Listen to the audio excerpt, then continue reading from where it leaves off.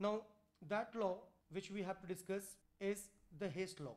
This is the law upon which Born-Haber cycle is based and which we have to utilize further to determine the lattice energy. So before defining Hess law, let's consider an example.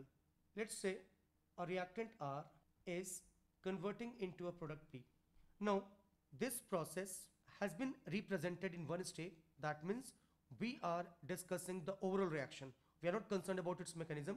We are just writing that this reaction is taking place where a reactant is converting into the product. So we are simply representing the overall reaction. But once we go into its mechanism, what we find that a reactant firstly converts into a particular state, say A then may convert into say B can convert into C, and then C can convert into P.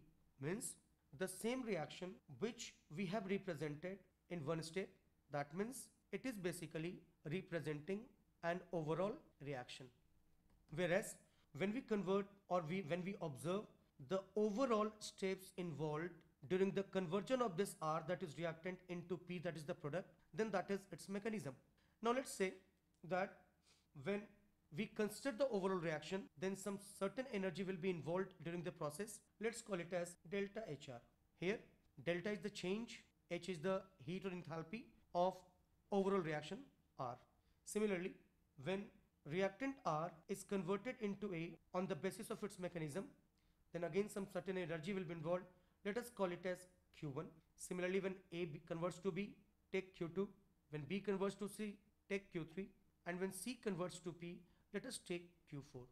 Now, according to Hess law, delta HR here will be equal to Q1 plus Q2 plus Q3. Delta HR will be equal to Q1 plus Q2 plus Q3, and C2P we have got another process, that is Q4. So now, observing this example, we can define that according to Hess law, the energy involved in one step process, that is overall reaction, will be equal to the sum total of energies involved in the various steps when we consider the mechanism of the reaction. So we have defined here Hess law as the energy involved in one step process, that is in an overall reaction, as we are finding it here, that when reactant R converts to P, we have delta HR as the overall reaction involved in this process, will be equal to the sum total of all the energies involved in various steps. That is, when R converts to A, we have got Q1. When A converts to B, we have got Q2. When B converts to C, we have Q3. And when C converts to P, we have got Q4. So Hess law defines that delta HR will be equals to Q1 plus Q2 plus Q3 plus Q4. Same we have got here in the Born-Haber cycle, that the same reaction, that is the combination of magnesium and oxygen through ionic bonding to form magnesium, has been represented by two methods. One, by using its overall state, that is one step, and second by using its mechanism, that is various steps. So if we apply Hess law in this Born-Haber cycle, we shall be getting, so let's apply Hess law in the Born-Haber cycle, where we had an example of the combination of magnesium and oxygen forming magnesium oxide. So there we had delta HR as the heat energy change in the overall state. So it will be equal to the energy involved in the various steps. So in the first step, we had heat of sublimation. So delta HR will be equal to QS.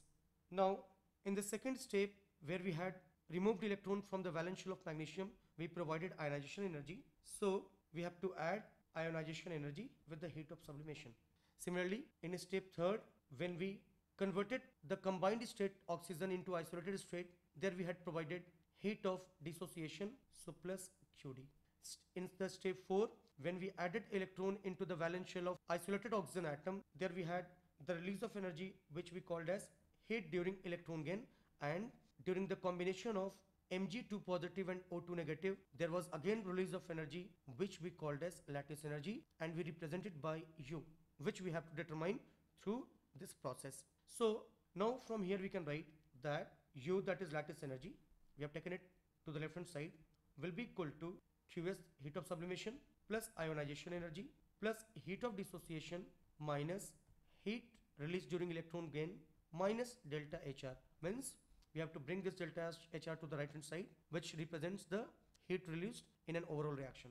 So we can conclude here that lattice energy will be equals to Qs plus IE plus Qd minus QEg plus delta HR. So this how we can determine lattice energy by the use of Born-Haber cycle, which is based on the Hess law of heat summation.